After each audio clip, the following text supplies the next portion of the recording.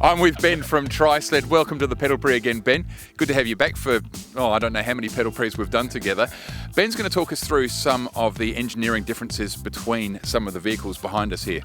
Yeah, I'm going to take you through some of the Trisled range and point out the differences because people race for different reasons. Not everybody's racing to win. Some people are racing for involvement and some people are racing for cattle stations, and we aim to provide something for everybody. Let's talk about a team that isn't racing for cattle stations but is enthusiastic. We've got a model behind us here. Talk us through this. So this is a Tomahawk, and Tomahawk is our entry-level HPV. And when we were designing it, we were setting out to create something which was easy to put together and easy to repair. It doesn't actually come complete when you buy it. It comes as a rolling chassis and a Corfleet flat pack kit, which the kids have to glue together themselves following an instructional video that we've put together. The advantage of that is after they've pranged it or had some mishaps on the track, the next round they know how to fix it for the next one. It's pretty easy to fix this bike, so the reputation goes. The next bike up though looks a little bit more schmick. It looks a little bit tougher. So Paul, this is Kestrel, and the design brief for Kestrel was a reliable human-powered vehicle which would just stay on the track and use very simple technology. It has just a fiberglass fairing and a chromoly roll frame, both things which two blokes in the shed could repair. It suits teams where there is two blokes in the shed doing all the work and a whole lot of people relying on them for a reliable human-powered vehicle. It's designed to have enough speed kick to get it moving along, but easy enough to pull down and rebuild if need be. You can sort of feel the strength. Yeah, it's a tough machine. But the Aquila over here, now we're talking your teams that are really high-level pros. Is that right? Yeah, I mean, Aquila's based off the back of our own race team. It's all our own R&D packed into something which we pass on to other teams. Contrary to common belief, we actually race what we sell.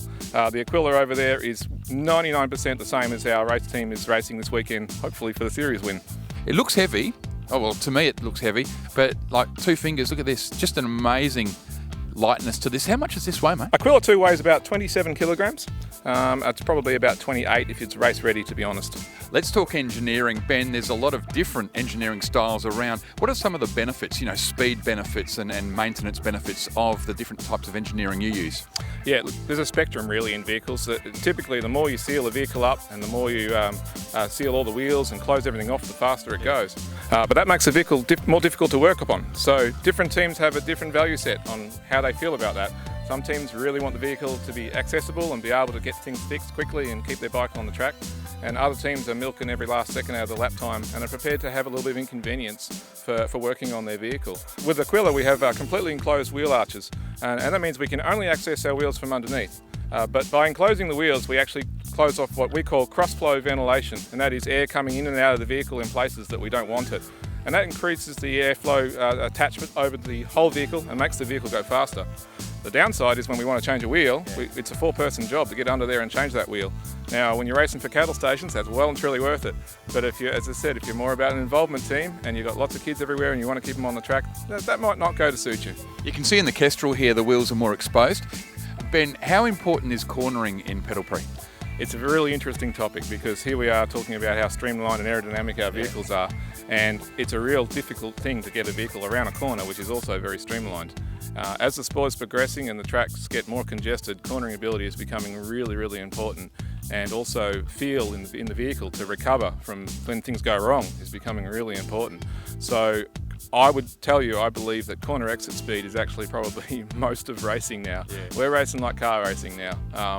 It's becoming to the point that if you can get out of a corner in good shape, or better than your rival, then you're going to get a better lap time. And isn't that exciting? We spent the whole last 15 years trying to make these things aerodynamic and fast, and now we've got the next problem, is getting them around corners. Trisled, the sponsor of our live stream this weekend at the Australian International Pedal Prix. Ben Goodall is the owner of the team.